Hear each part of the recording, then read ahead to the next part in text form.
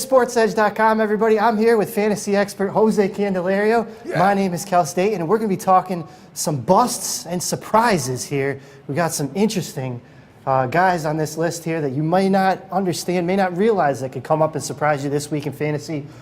Who you got, Jose? I'm just talking about overall, okay? I'm talking about your top 12. If you had a top 12, your number one draft pick, let's say you fell in a certain position and you got this player, and the rest of the year, I feel sorry for you.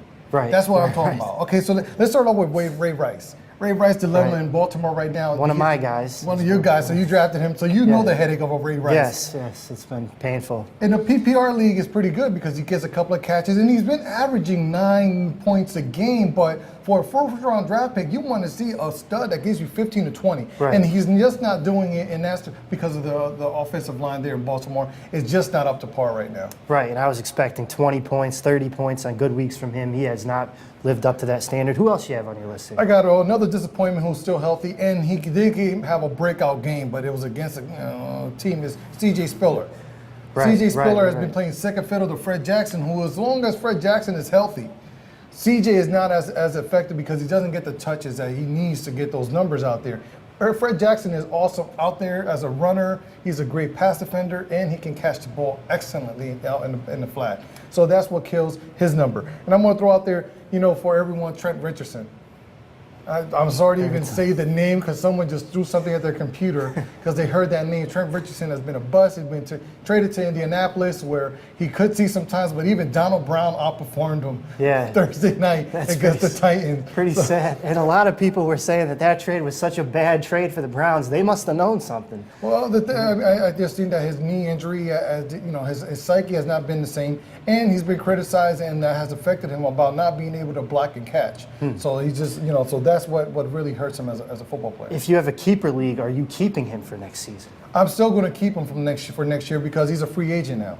That's the big thing. He's in the contract year, so he's going to go out there and try to find something that maybe is a better fit on a team that wants a run first kind of running back. But can I continue real quick? Sure. I'll say injuries that are very notable. I want to say Doug Martin and Aaron Rodgers. You drafted those guys in the first round most likely. Those have been tremendous busts. And I apologize for those people who have those players.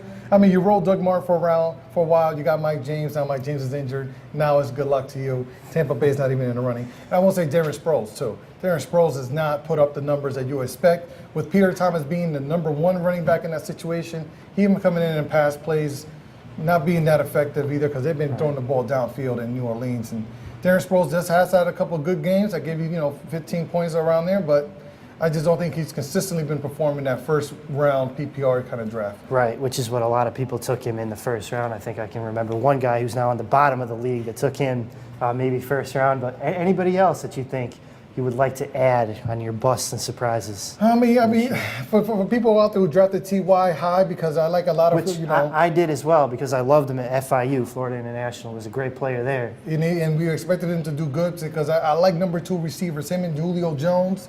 Another name I want to mention that he probably drafted high. Yep. Both are, one is injured. We'll excuse Julio Jones. But T.Y. Hilton, and in my discussion with one of my coworkers here, RJ, he keeps saying he has him on his team also. He's been between 4 points 1 week, 2 points one. Then you get a 15-point. He got a 30, burger the other 1 week, but inconsistent enigma of a player. I mean, he's just as frustrating as Eddie Royal, who had 4 or 5 touchdowns in the first couple of games, and it's cooled off tremendously since then. Right, and you would have thought Hilton would have been a guy, especially with the Colts, with Harrison going down, maybe he was going to come up and not Harrison, Reggie Wayne. Reggie Wayne, wow, you just dated yourself. His football knowledge is deep, my friend.